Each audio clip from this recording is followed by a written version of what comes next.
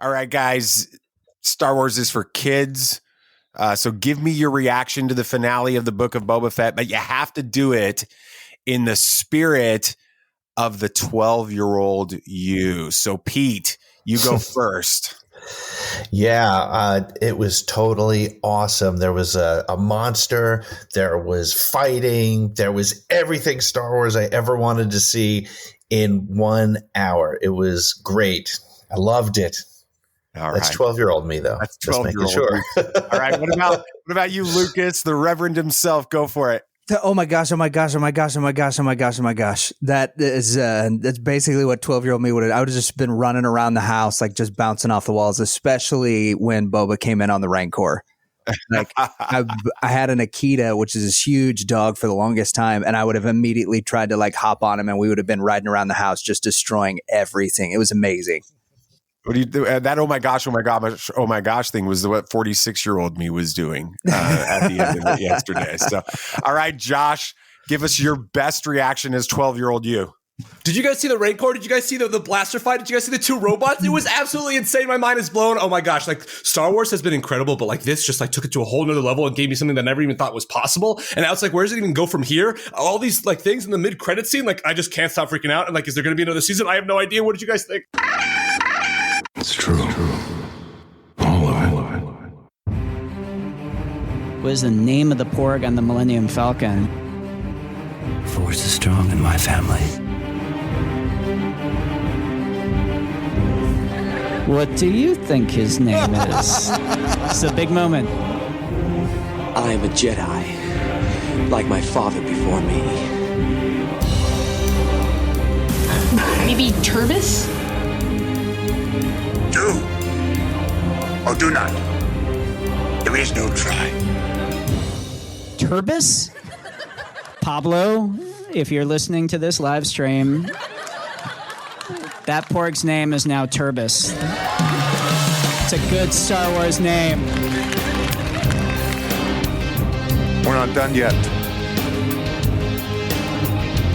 These guys recorded an awesome podcast called Tatooine Sons. Everybody listen to it. Welcome to Tatooine Sons, the only fan podcast to name an official Star Wars creature and to be endorsed by the writer and director of The Last Jedi, Rian Johnson. We believe that pop culture is the mythology of this generation, that there is a story, it is written on our souls, and that these myths speak to that story.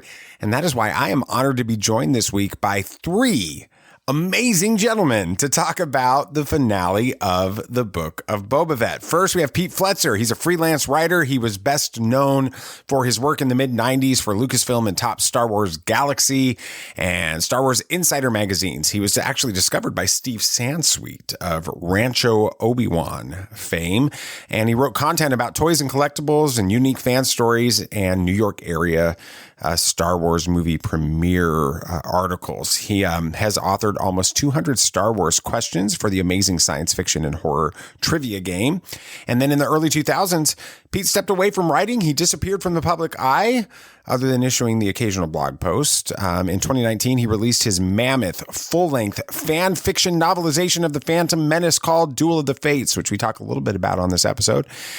He's an accomplished voiceover artist, and Pete can be heard weekly on his podcasts called Around the Galaxy and Disturbances in the Force and the other things that he's doing on that network. Our second guest is Lucas Pinckard. Over the last 15 years, he spent time as a touring musician and an evangelist and an international ministry, and he's now the pastor of First Baptist Church Lake, Dallas, and the host of The Reverend and the Reprobate podcast. Lucas and I have gotten to know each other really well. I get to go out and visit him in a couple of weeks, so I am so excited to have him on the show again this week. And then our final guest is Josh Saleh. Josh is a professional host. He's an actor, a gamer, and a dog dad, and he hosts content for Marvel Entertainment and Disney and Amazon and Microsoft and UMG and Adorama and so much more. I guess what he's best known for is hosting Marvel's Let's Play, where he interviews and plays along with different Marvel talent and game developers and fans. His Marvel hosting background also includes movie premieres. He was actually there at the Spider-Man No Way Home premiere, interviewing people on the red carpet. But before that started, he was kind enough to come out and say hi to Sam and BB Nate and I. He also does interviews at Marvel gaming tournaments and numerous Comic-Con panels, and he hosts things like Marvel Minute. When he's not nerding out about Marvel, you can catch him on Amazon as their tech and gaming host, and then he hosts a weekly video game news show with Adorama on the Citizen app. And he's an actor too. He's performed in short films and independent feature films and commercials and web series. And the coolest part about this is that he's a Star Wars fan, but he's not a Star Wars super fan. And so I wanted to get him on the show for his opinion. We'll talk about that a little bit later as well. Hanging out for about an hour with these three guys was so much fun. They've got some very interesting and different takes on the finale of the Book of Boba Fett, and their different perspectives are going to make this a very interesting episode for you to listen to. Go ahead and take a listen.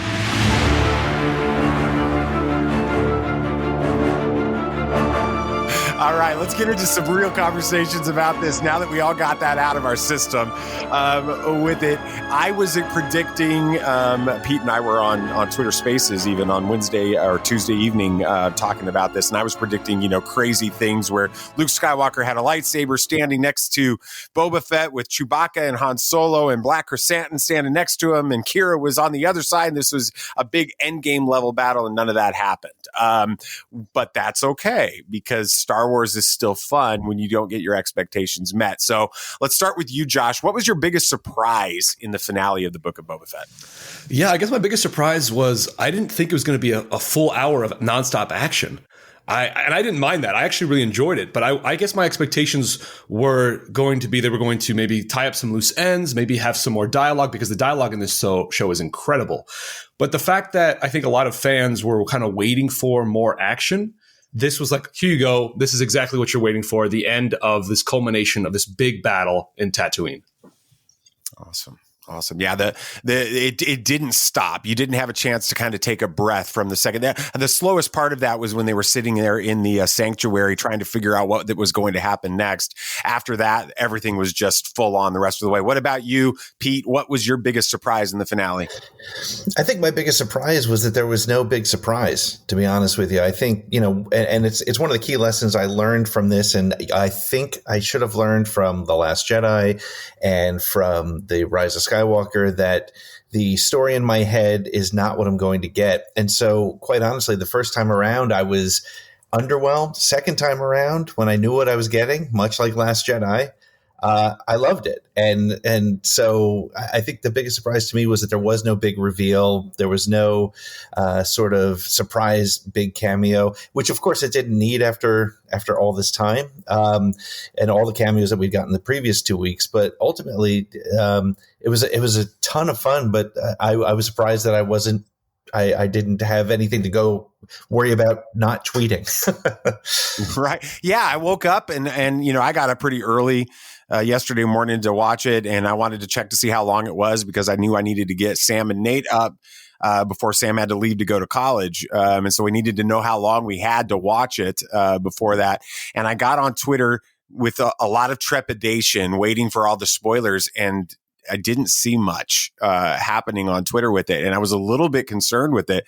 But definitely the headcanon went out the window with this one. And you just got a really fun hour-long story. And it did tie up a lot of the loose ends with the season. It brought the characters back. It made sense of some of the plot lines that we got earlier in the season. And there was a lot of fun with some of those surprises. What about you, Lucas? What was your biggest surprise in the finale? But I think the biggest surprise for me was that Cad Bane died. Yeah. That when, he was a character that watching the Clone Wars that I became incredibly attached to, and then playing several of the Star Wars board games or like the stuff that Fantasy Flight has made. He's a big player in some of that and has become a really incredible character to get to play as. And now he's gone. Like, I get that he was old for a Duros, but that's kind of weird. So, to have somebody that was such an important character now all of a sudden just completely disappeared.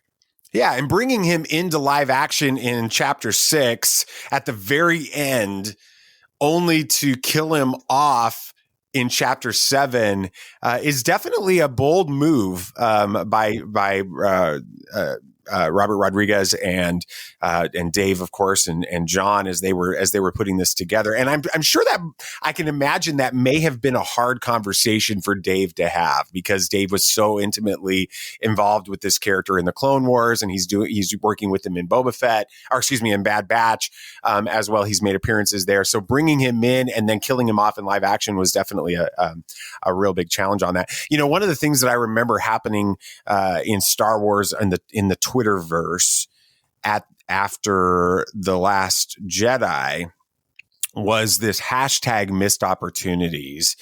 And that was sort of sent into hyperspace by Mark Hamill when he talked about he tweeted a picture of him and Harrison and Carrie on the Millennium Falcon, and then talked about missed opportunities. And so that's become sort of a thing that happens in Star Wars. You have these moments where you think something's going to happen and you could have done it and it didn't happen. What was the biggest missed opportunity in the finale from your perspective? Let's start with you, Lucas. We'll go back to you. Man, the biggest missed opportunity for me is that I don't feel like we got a tie into the Ahsoka series. Now, I know that we trust Dave and John, and they've done a great job telling the story for years now at this point, but I really do think that that's the biggest thing. I wanted to see something where we had some sort of Thrawn tie-in, and I've got some theories about maybe what Cad Bane might be doing with that, or where the Empire and the Syndicate might be working together, but I wanted to see something that's going to get me excited about the Ahsoka series, and I didn't get that other than a great cameo in episode 5 or 6.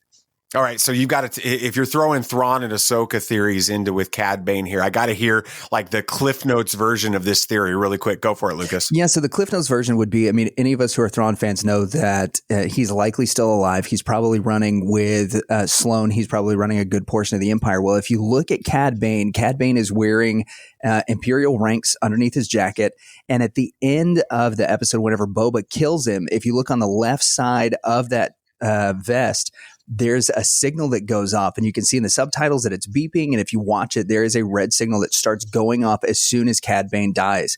So the theories are that this is not something that has to do with his life support system that's coming through his neck, but rather that it just sent a signal to somebody that let them know that, hey, you've got an officer down. Wow. Okay. That's going to give us some things to talk about on the episode coming up next week with Sam and Nate, because I'm going to pick your brain on that one a lot more, Lucas. What about you, Josh? Go ahead. Missed opportunities in the finale. I don't think I felt a missed opportunity, honestly. I guess the only missed opportunity was I felt maybe the robot action sequence went on a tad too long. Like it felt like, okay, I feel like we're not playing at the top of our intelligence here. We're just all running down alleyways, trying to run away from blasters when we could be hiding inside buildings.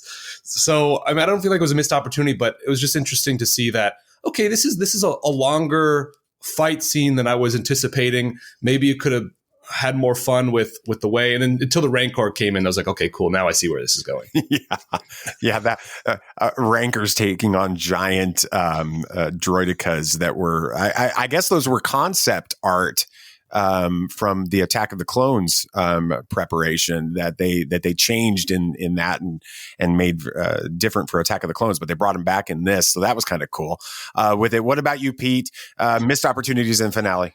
I think the only real missed opportunity, again, it's funny, having watched it twice, once on my own at 4:30 in the morning and once at 7 at night with my 9-year-old son. It was like watching two different shows, to be honest with you.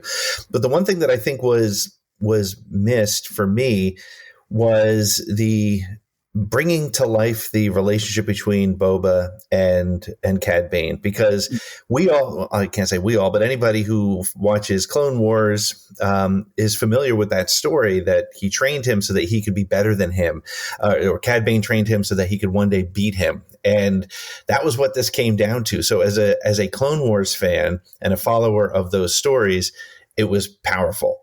To the average viewer, I think it's just that bad guy who showed up last week was beaten by our hero, which may work for people who are common fans. But the other piece of missed opportunity, I guess, broadly speaking, missed opportunities were things from Boba's childhood, because clearly it felt like they were trying to set something up when they would go back to Kamino so that you could see him watching Django leave on his ship and he was left alone. And so in hindsight, that's clearly trying to make that connection to wanting a family and wanting connection. And that's great. But there was that opportunity to make that connection. Is it a failure? No, it's just, as you said, a missed opportunity. And it would have been kind of cool to show maybe that in a flashback, even if you didn't see Cad Bane, if you saw, those recognizable boots and hear that voice, maybe showing him how to shoot or something like that, it might have tied that together and made that last battle more powerful for the average viewer. Again, to me, I loved it because I knew where it came from. So it was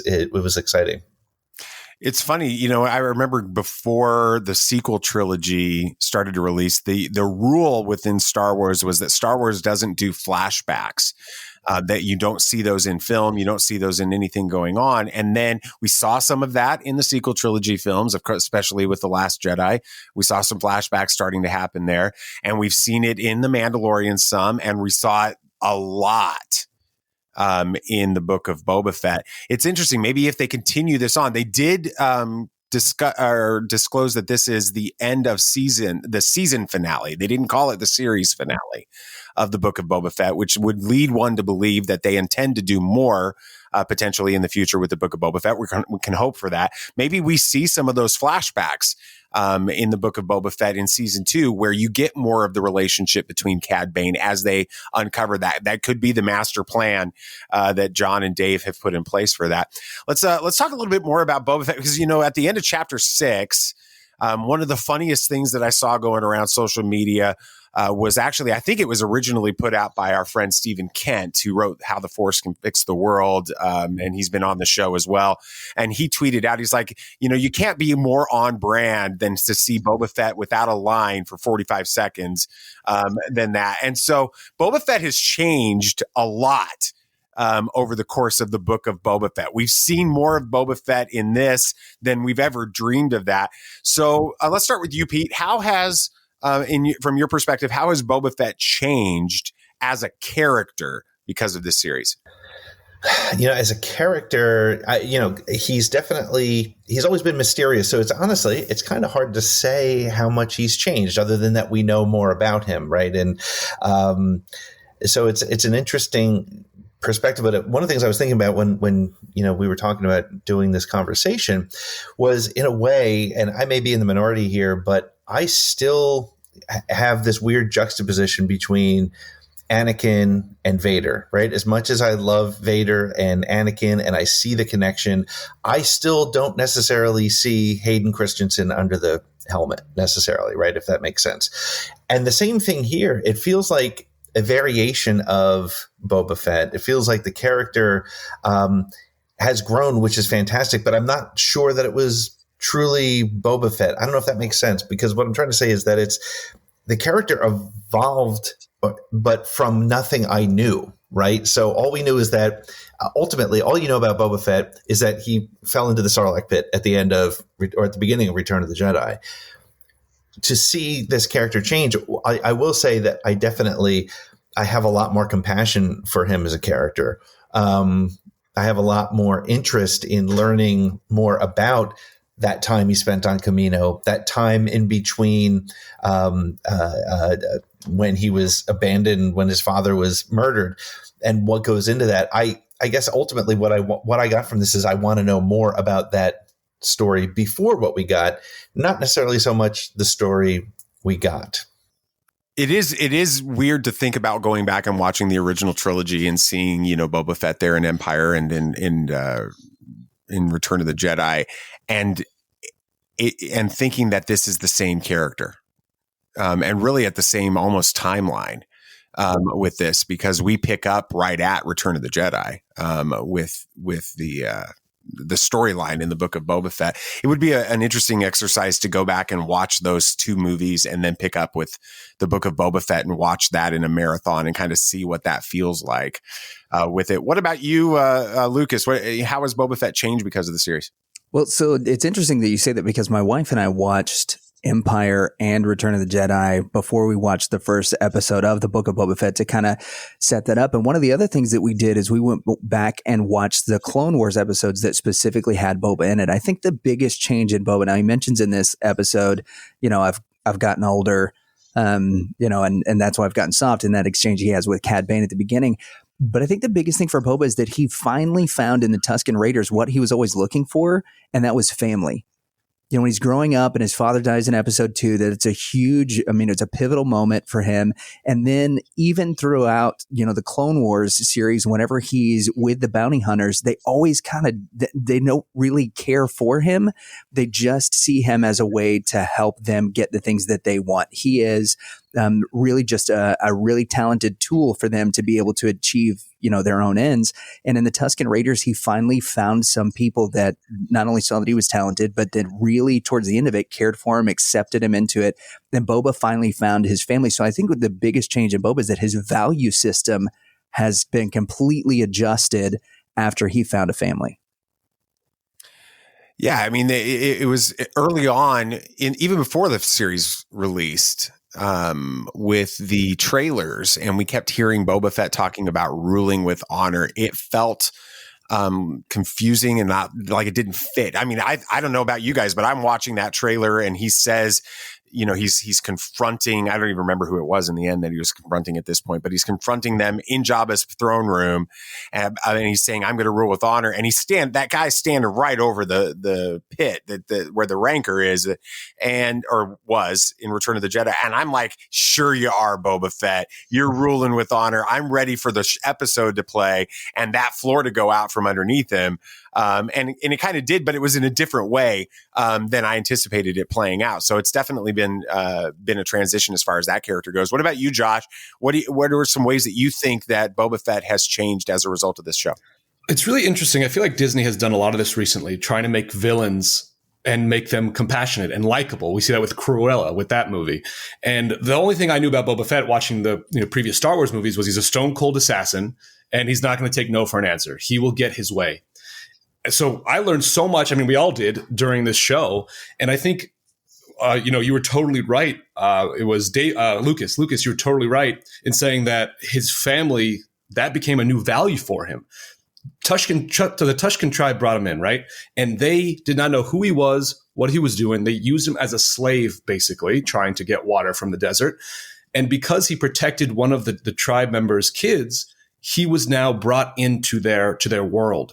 And here he is as someone, a stranger in the desert, like one of the chapters called, finally accepted and taught their ways. And I think he's never felt that before. I think he's never been entrusted with compassion, entrusted with the knowledge of somebody else's world. And that kind of showed him the way to understand that you need to have a tribe. You need to have a group of people helping you out, because he's been betrayed his entire life. Every person who's hired him, every person who's worked with him has only done it for money or to get ahead of someone else. He's never just had a group of people that cared for others. So I think that's where we really see it throughout the series, where he's bringing in Fennec. He sees someone wounded in the desert. The first thing he does is try and heal her. That to me, that's not Boba Fett. I mean, back in the Star Wars days, he would have taken all of the money or weapons on her and left and sold them for parts, probably. But the fact that immediately he sees someone hurt, his first instinct is now to heal that person. That was shocking to me. And then what was the crazy part is Jabba the Hutt's, I don't know their name, but the two green warriors. The Gamorrean guards. He was like, let's be a team. I was like, are you serious? Like, that's wild to you because of the past that they've had. So it to me, it was like, here's a new character. Here's a new Boba Fett that doesn't care about his past conflict. Here's a Boba Fett that is really trying to give everyone a second chance that he got. He got a second chance multiple times in the show, in the Sarlacc pit, now with the Tuskens. And he now sees that people can change like he has. So that compassion that he has brought forth makes him stronger as a character. You know, Josh, hearing you say that kind of reinforces to me one of the things that I was thinking about, the role that Cad Bane plays. And again, to those that don't know the backstory, that's fine. But the role that he plays, for anybody who watches it, he had 3 very key lines, which were reiterated almost word for word by people who took issue with the show on social media. They said Boba Fett is a cold-blooded killer who worked for the Empire, right? And that's what everybody's like, this isn't Boba Fett. He's a cold-blooded killer who worked for the Empire. Cad Bane tells him you're just a killer at the end, right? Sort of that one-dimensional character. And then the other thing that I loved, and it almost felt like they were responding to social media commentary. I know they weren't, but when he says, "You've gone soft," which I thought was great, because that's what everybody, even if you love the show, you were kind of thinking like, what happened to this guy? Like, what's gone on? And just the way he was able to position it. And so to me, that's what Cad Bane was. Cad Bane was kind of representing the old school perception of Boba. And again, I had said it, I think on one of my shows at one point, that, reputation is not necessarily what you did, but what people think you did. And so while all of the Boba Fett stories that have gone into building this want to see this character, most of them are in the Legends portion of the Star Wars universe. So they may or may not have ever happened, but the fact that people think they did is enough to make Boba Fett the badass that people want him to be. Yeah. Well, it's also interesting. Boba's story is almost the exact opposite of Luke's story in the last trilogy that we saw, right? Luke was incredibly, incredibly good, always doing the moral correct thing. And then as soon as he has a second of thinking of the dark side, when it comes to Han's son, Ben, the entire Twitterverse reacted crazy. Like, how could you? He can't have another side to him. Like, what are you doing? Like, this character is the angel of Star Wars. But we can do that with Boba Fett, and everyone's okay with it. So it's interesting, that dichotomy. Yeah, and it's funny too, because Pete, as you were sharing there, that made me think of moments within specifically The Last Jedi where it felt like they scripted lines in response to what they anticipated the fan reaction was going to be. This is not going to go the way that you think. Let go of the past. Kill it if you have to. Some of those lines from The Last Jedi felt like they were speaking to Star Wars fans who couldn't let go of Legends. And there's some of that even in this. And I just want to stop and say how cool it is to have Josh on here, because Josh is a Marvel guy, right? And so we've got somebody on here talking Book of Boba Fett that's like, who are those green pig guys? No, I mean, that brings so much joy to my heart. That was why I invited Josh on, was because I wanted that. That might have been my favorite moment of the entire conversation, because it illustrates something that I'm afraid we too often forget. Most of the people who watched the Book of Boba Fett aren't the types of people listening to Star Wars podcasts and watching countless hours of breakdown videos on YouTube or reading sensational deep dive articles online. They actually have lives outside of Star Wars. I know it's hard to believe. They don't know who Cad Bane was before he showed up in Chapter 6. Cobb Vanth isn't a character brought into live action from the Aftermath novels by Chuck Wendig. He's just the Marshal from the first episode of Season 2 of The Mandalorian. And whenever I have a conversation with one of these average Joes who watched this series, I find that they pretty much love every part of it. Star Wars isn't going to endure by trying to cater to the superfans like me and you. Star Wars will live on by telling stories that grabs the attention of 12-year-olds while entertaining their parents and their grandparents. And my gut is that this is exactly what the Book of Boba Fett did. Having said that, though, you are listening to a Star Wars podcast, so that means that you're a crazy super fan like me. And so I want to take just a minute to encourage you to check out our sponsor, Cufflinks.com. If you're not familiar with Cufflinks.com, all you need to know is that they have over 3,000 items, including cufflinks, ties, tie bars, and socks from all of the fandoms that you love, like Star Wars, of course, Star Trek, Marvel, for Josh, DC, Lord of the Rings, and more. We love Cufflinks.com. Cufflinks. I like coffee. But anyway, we love Cufflinks.com because they're family owned. They're run by a couple of brothers who geek out about Star Wars. They love the Book of Boba Fett as much as we do. So if you want to help this show out and you want to look great doing it, if you want to become a sharp-dressed fan, then head on over to Cufflinks.com. Take a look at everything it has to offer and make sure that you use the code Tatooine15 at checkout to receive 15% off of your entire order. All right, after digging into some more nuanced analysis of the finale of the Book of Boba Fett before this, it was now time to freak out for a few minutes about the best part of the whole episode. let's kind of put aside our adult hats for a minute, and we're going to talk a little bit about Star Wars and Boba Fett and the character development and Cad Bane and all of this. Can we just talk for a couple of minutes? You just go, have fun with it. I'm going to start with you, Pete. Boba Fett riding a Rancor, having a monster battle with these massive droidicas. Go. Just what was that like for you? I mean, that was kind of what I loved about that. There's so many things I loved about it. First of all, it looked amazing. It looked, usually you see a character on the back of a beast and it looks a little strange. I don't know how they did it, but this one looked great top to bottom. But it struck me during that time because I just had a conversation with Dan Casey from Nerdist, and we were talking about how Star Wars is literally everything from magicians to philosophy to monster movies to magic.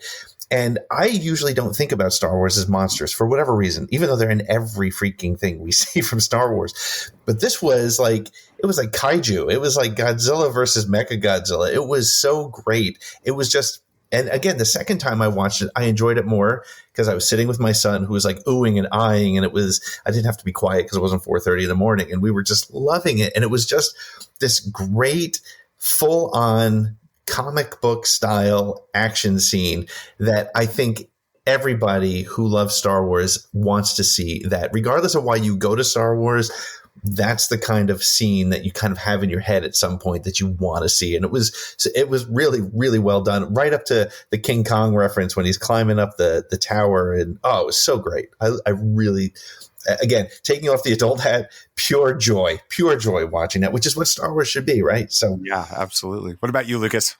I mean, for the longest time, we've wanted to see the Rancor do something other than die in a pit.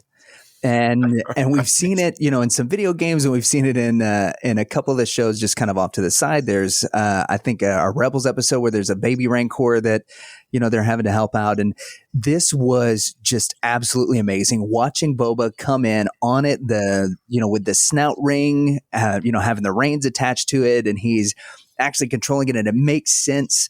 Whenever Boba flies off and says he's going to get reinforcements, it could be anybody. Part of you thinks that now that the big reveal is maybe it's the Tusken Raiders, and then he comes back riding a Rancor. It fits this sort of like Western motif that they have, like to a T, is that the hero comes back on his noble steed, but his noble steed has, he's 5 stories tall and has giant claws. So I loved that about it. I got so stressed watching the Rancor, though, as soon as the droids started fighting back. He got shot in the chest the first time, and I was like, don't kill somebody else, right? Like, you actually cared about the Rancor. Yeah, like keep Timothy Oliphant dead, like save this guy. So like the Rancor's getting shot, and like my wife is looking at me, she's like, honey, you're getting way too into this. I was like, if they kill that Rancor, that's going to be the most upsetting thing to me in the whole episode. And just so cross the line you can't get back from. 100% agree. Oh yeah. Yeah. Like he was incredible. And then he's like, he's beating down the shield and he's ripping its arms off. And then all of the, finally he gets away. And then, as Pete mentioned, he's climbing up the tower, and it's so like nearly shot for shot Godzilla, and they're firing guns at him. And Mando says something, or sorry, King Kong, not Godzilla. Then Mando says something from, the King Kong movies of like, stop it, you're scaring him. And like, sure enough. And so then I'll have to stop. Like every part of that to me, I was screaming at the mods as well. Like, quit shooting the Rancor. He nearly just saved your skins. You still need him. And so it was my favorite part of the episode, but also the part that had me the most stressed out for the Rancor's safety. Save the cute Rancor. That's awesome. What about you, Josh? I 100% agree with Lucas. I did not want that Rancor to die. I would have been like, what are you doing?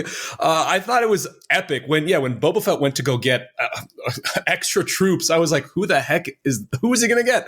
And then he comes on barreling with the Rancor. My favorite part of the show was when the robots come in for the first time. He's like, oh, they're destroying the city. No. And then he brings a Rancor in, which destroys more of the city than the robots do. Yeah, it's like the New Republic is going to have to initiate the Sokovia Accords to deal with all the destruction from Boba Fett in the series with it. I loved how, because after he destroyed the robots, I was like, okay, well, the Rancor is just not going to go back to its cage. Like something's going to happen. I loved how they actually did that. Where okay, now the Rancor is going to destroy everything, going to be a beast in the wild and not know anything what's going on. They've been in captivity their entire lives, so I really enjoyed that. And then I love how Grogu saved the day. Pretty much, it was just like, no, we sleep now. Go to sleep. We've done enough. Was there ever a moment where you were concerned about Grogu's safety in that? I mean, you kind of know they can't do anything to their. I mean, come on. I mean, let's just be honest. Let's go put our adult hats back on. That's their cash cow. With Grogu right now, they're not going to kill him off. But at the same time, I'm like, oh, come on now. Let's be careful here. All right. Yeah, I love when Grogu was like trying to do the Force on the robot, and all he brought out was a screw. Right. I was like, okay, it makes sense because that's the weak part of the robot. But like, what is Grogu going to do right now? It also shows how much smarter Grogu is than we think. Yeah. Because that makes perfect sense. It works. It works with it. Okay, let's talk about that mid-credit scene because at the end of chapter 6, we see that when Cad Bane is first introduced into the story, that great showdown with Cobb Vanth and his deputy, where the Bob Marley memes have been amazing over the last week. He shot the sheriff and shot the deputy. With that, it was pretty. It felt, at least on our end, from a Tatooine Sons perspective, it felt pretty clear that the deputy was taken care of in a pretty permanent way, but Cobb Vanth likely survived with a shoulder shot with that. And then we get to this mid-credit scene where it's funny because, earlier, but at the conclusion of the episode, Boba Fett seems to suggest that Black Chrysanthemum is going to be the one that's going into the Bacta tank. And so he says someone's using the Bacta tank, and you kind of assume that's going to be him. But then we see Black Chrysanthemum in the curtain call, essentially of the season at the end there. And then we go in there and we see Cobb Vanth laying there in the Bacta tank. And then I don't remember the character's name because I just, I just don't remember it. But anyway, the character from the mods, the cyber mods gang, standing there. And I just want to go on record and say that one of us on Tatooine Sons, on our Predictions Sure to Go Wrong episode, said that Cobb Vanth was going to be put into the Bacta tank and survive. And another one of us on our show said that he was going to get modded. So we're both correct with this. If you don't listen to our Predictions Sure to Go Wrong show, you miss things like that. But anyway, what did you guys think about that? And where do you think this is going to go? Let's start with Josh. So yeah, a Cobb Vanth Bacta tank. I think it's the same modder from that healed Fennec, actually, which is really cool. Yep. Yeah, which is awesome. Honestly, I have read a lot of theories online that Cobb Vanth might become a Sith Lord or something. That's something in the nethers of the world. I don't know if that's true or not. I read some weird Reddit forums yesterday. Mike Zero coming to bring it in here. All right, we got. No, I'm just picking on you. I have no idea who Cobb Vanth could become in the comics or in the shows or in the lore of Star Wars, but he's being healed apparently. So I would imagine he's going to have a bigger role if they do a season 2, or could he have his own spin-off show? I feel like that's not going to happen, but anything is possible. Now, yeah, I mean, my honest reaction is he's being healed. Cool. Let's see more of him. Awesome. Pete, it's funny because you and I are big Aftermath book fans. We love that series of novels, and that's where we were introduced to Cobb Vanth. So I was pretty bummed when he was laying there on the streets of Freetown. And we weren't 100% sure what was going on. What did you think about the post-credit scene or the mid-credit scene and where that goes? Yeah, I think it was pretty well set up. I was actually surprised that they said that, or that they even let us think he died, because I felt like there's no way he died. But anyway, because that's the second time that we've seen Cad Bane shoot somebody in the shoulder just to knock him down and not to kill him. But what was interesting to me was as they were walking down the street, Boba and Fennec, he said, "This isn't the life for us," or something like that, or who will do it? And she said, "Well, who will take it, or who will do it?" And so I feel like that's the setup, so that Boba leaves world, joins the bigger story again, and leaves Mos Eisley and Tatooine in the hands of the Marshal. And I think it's a nice way to do it. If we never see the Marshal again, like Josh, be disappointed, but I get it. He's played his part. But it was a nice sort of setup because I think, when you think of sort of pure of heart characters, the Marshal has shown that everywhere, every time he's been on screen. He's about saving his people. He's doing what's right for his town. And that's exactly what Boba wants to do. And so I think it's a good handoff there. That's a really good point on that. And I do think that BB Nate's theory that Boba Fett becomes the Nick Fury of the Mandoverse, which is the one that's kind of constantly bringing the crews together for these big missions, which is sort of what ends up happening in this series. That applies better to Boba Fett than becoming the ruler of Tatooine. And he seems to be acknowledging that, like you're saying there in that finale at the end of the episode with Fennec Shand. So I do like the idea of Cobb Vanth, the Marshal, taking kind of rulership over Tatooine and doing it from a perspective of honor, which would tie into what Boba Fett wants to see happening, but also he's got a better reputation as a leader on there, and he's got the people of Freetown already supporting him with that. What do you think about the mid-credit scene, Lucas? Man, I might have the unpopular opinion here on the show. I think he should have died. Oh no! I really like, as cool as I think the character of Cobb Vanth is, as much as I liked the Aftermath trilogy, and as much as I think Timothy Olyphant was a brilliant actor in that role, I'm almost a little disappointed that they're bringing him back, because there doesn't feel like in this particular series that there was any real sense of loss that moves the stories on. And he was one of those that, he crossed over series. We got to see a lot of his character, and you felt that in the last episode, in episode 6, that you were sad that he went, but it motivated, the people of Freetown to be there. It gave them a reason to be at that last battle. And now I don't know that it completely negates that, but I do think it does open up the door, like Pete said, to allow Boba to get off world, to do a little bit more with everything else in the Mandoverse, which is great. And I do think Oliphant's a great character, but I almost wish they would have just let him die. Wow, going brutal on us, Lucas. Yeah. There you go. Yeah. All right. Jeez, man.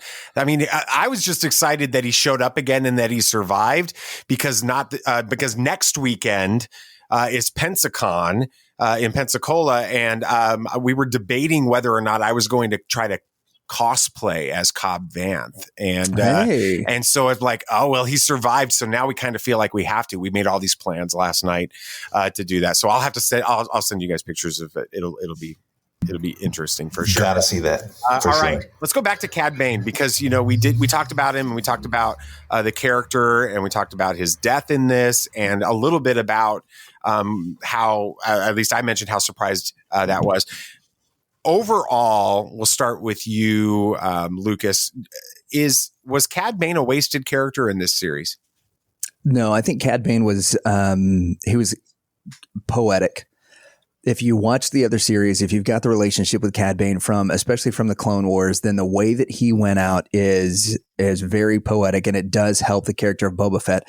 I also think it sets him up to be a player in the Kenobi series, because the Kenobi series is going to happen before this, and I think Cad Bane's going to have a spot in the Kenobi series, and so I think we're going to see more of him.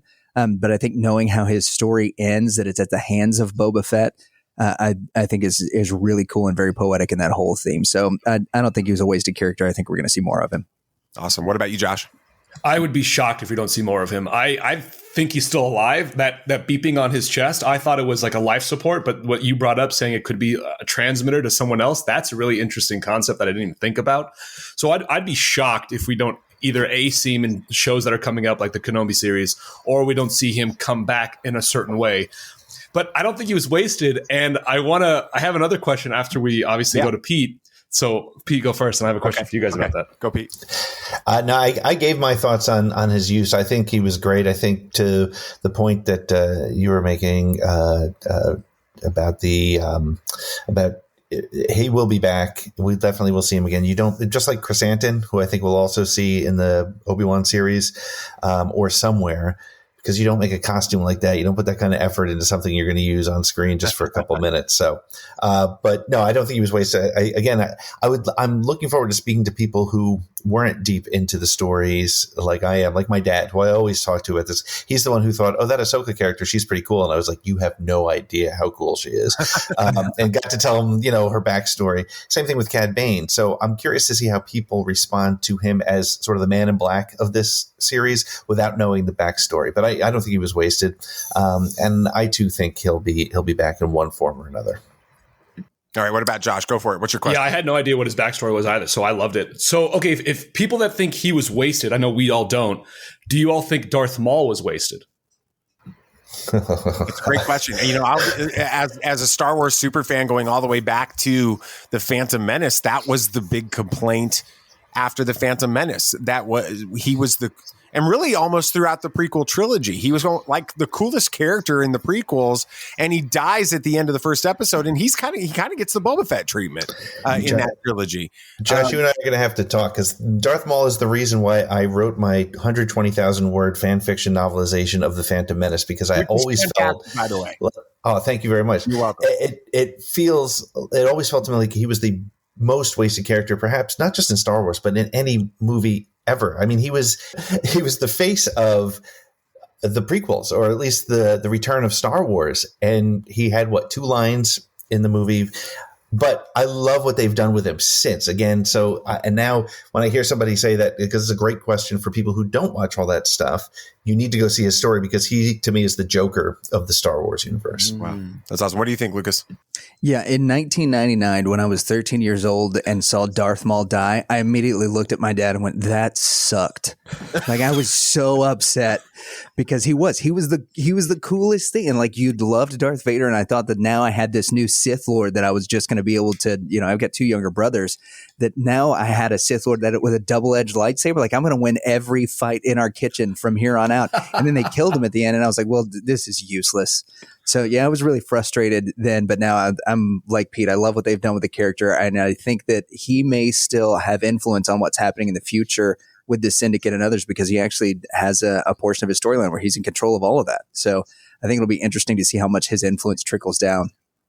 Yeah, absolutely. The idea that we could, they've brought Kira into the comics in such a significant way in the last year, from Solo, a Star Wars story, as the ruler of Crimson Dawn and connections with the bounty hunters, that so many people expected her to be the big villain, including us. That was one of our predictions, sure to go wrong, going all the way back to the beginning of the season.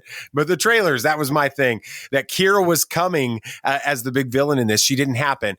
But the fact that they're bringing her into this, and there is that connection to Maul at the end of Solo, a Star Wars story, leads me to believe we're going to end up at some point getting more Maul. We're going to get that connection to Kira, and it probably will play into a season 2 of the Book of Boba Fett, if that's what we get. We talked a little bit about that earlier. They called this the season finale, not the series finale of this. So I'll start with you, Lucas. Are we getting a season 2 of the Book of Boba Fett? And if we are, speculate irresponsibly for just a minute. Where do you think the story goes?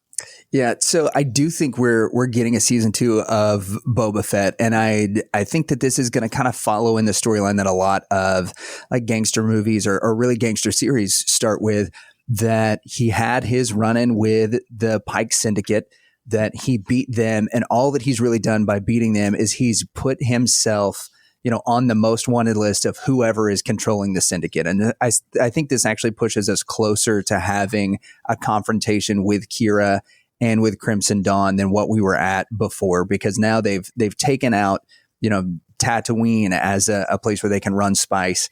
And so I think season 2 is going to explore that. And I think that's probably one of the other things that takes Boba off world, is now he's, placed himself, on the most wanted list of one of the biggest crime syndicates in the galaxy. I also think with this, we've opened up the possibility for Boba Fett to show up in a lot of these other series. And I think we're going to get some more backstory with Boba in Kenobi, that we'll see that potentially, that we'll see some stuff between Obi-Wan and Darth Maul there too, depending on where they go with that timeline and what all that includes. But it opens up the door for us to get a lot more backstory in, Boba Fett or of Boba Fett in series like Kenobi and potentially in Ahsoka and some other things. And what we've learned with the series, the Book of Boba Fett, is that Dave Filoni and Jon Favreau are not afraid of dedicating an episode or two to a character that's not in, that show, or that it's not focused on them, in order to further the greater storyline. So I think we see a lot more of Boba. I think we get a season 2, and I think the season 2 is about him and Kira. Yeah, and I think you're right about what they are willing to do as far as dedicating these characters. I'm going to go ahead and go on record right here because, Kenobi, it releases May 25th on the 45th anniversary of the release of Star Wars. I'm going to go ahead and go on record and say that they're going to devote at least 2 episodes to Dexter from the diner in Attack of the Clones. Absolutely. And we're going to get his backstory, and then we'll switch back to Kenobi on that. Okay, Lucas, we got you. Let's go, Josh. Season 2, and if so, what do you think the story is?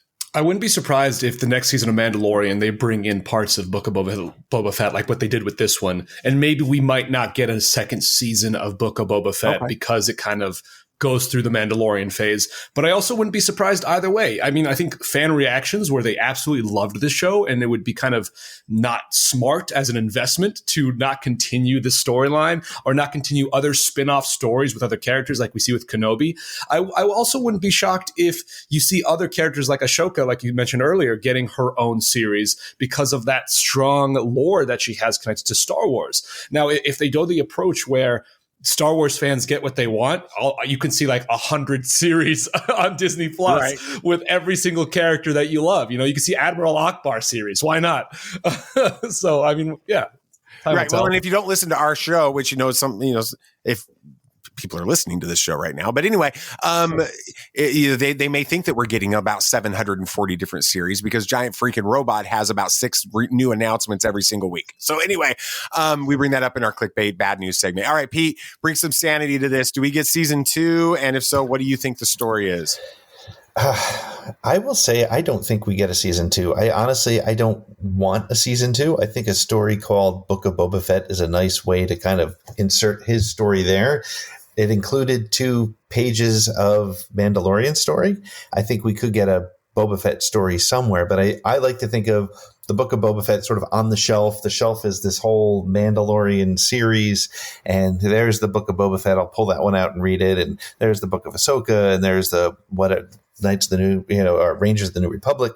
But I think it's part of that thing that Kathleen Kennedy referenced November or December of last year, where she, or 2 years ago now, where she said that it's going to culminate in one series event. And I think this is the background. Now, as the other guys were saying, 100% think we're going to see Boba Fett pop up all over the place. He's going to be here and there. He's going to do a job here or there. He's going to be called on.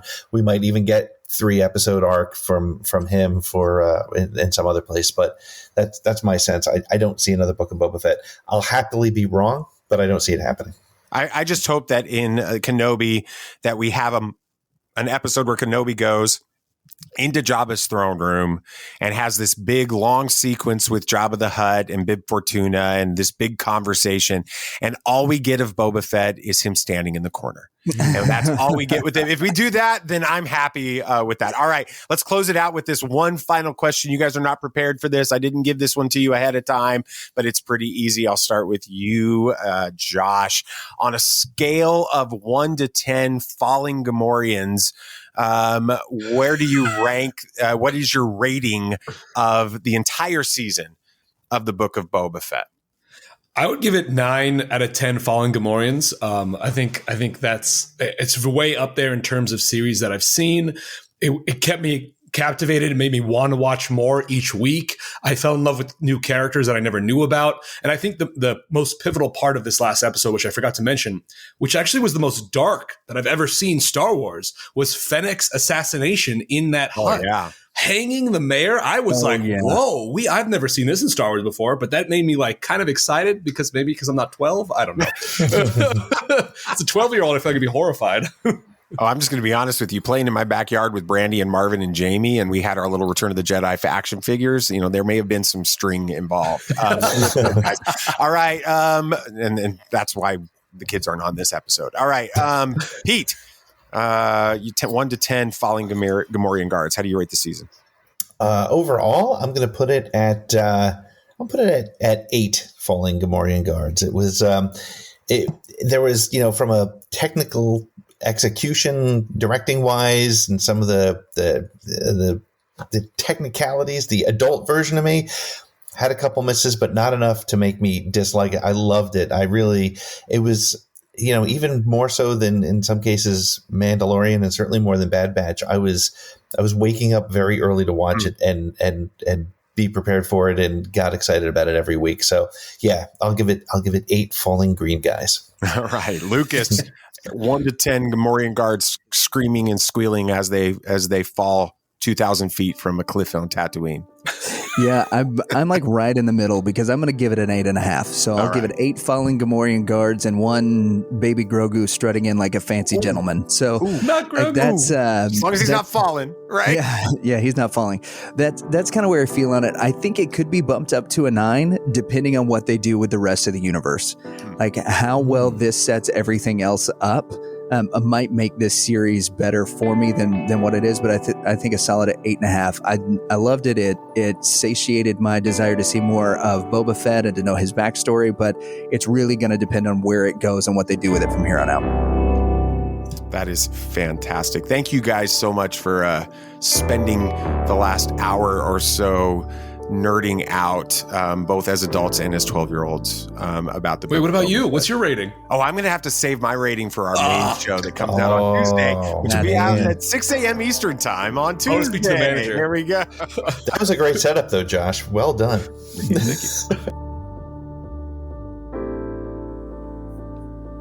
you. What an honor to get these thoughts and perspectives from Pete and Lucas and Josh. Make sure that you check out everything that they've got going on. Remember, Pete hosts Around the Galaxy, has multiple shows a week. Lucas is the Reverend from the Reverend and the Reprobate podcast, which has a lot more than just Star Wars conversation, including BB Nate. He was on an episode that released earlier this week, and he was talking about Batman, and they actually ranked Winnie the Pooh characters. I'm not sure how BB Nate did on that. But anyway, and then when Josh is interviewing Tom Holland and Jon Favreau on red carpet movie premieres, remember, he's hosting Marvel Let's Play while playing video games with all these Marvel personalities. So that's a ton of fun.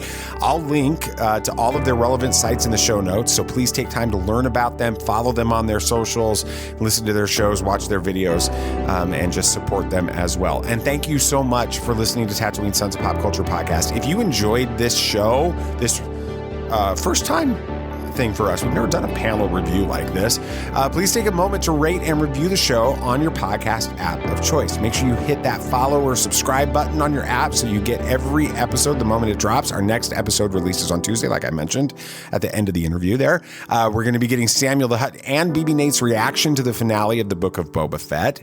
BB Nate is actually going to share a deep dive into the Court of Owls. Now, we really believe that this is going to play a major role in the Batman movie coming out in March, so you won't want to miss that. And then it looks like we're going to get a lot of new trailers during the Super Bowl. I'm not actually sure if I'm allowed to say that word without a copyright problem. But anyway, between that big football game that's coming this weekend, we'll spend some time breaking down all of those trailers as well. Make sure you follow the show. You don't want to miss an episode. While you're at it, follow Tatooine Sons on Facebook and Twitter and share this episode with somebody else. Just direct message it to them, text it to them, whatever. Help us get the word out about this show and these amazing guests that we had. It's the best way you can help us grow. That's going to do it for today. There's only one thing left to say. May the Force be with you always. This party's over. I like that Wookiee. Don't get technical with me. Join, please. Yep, yep.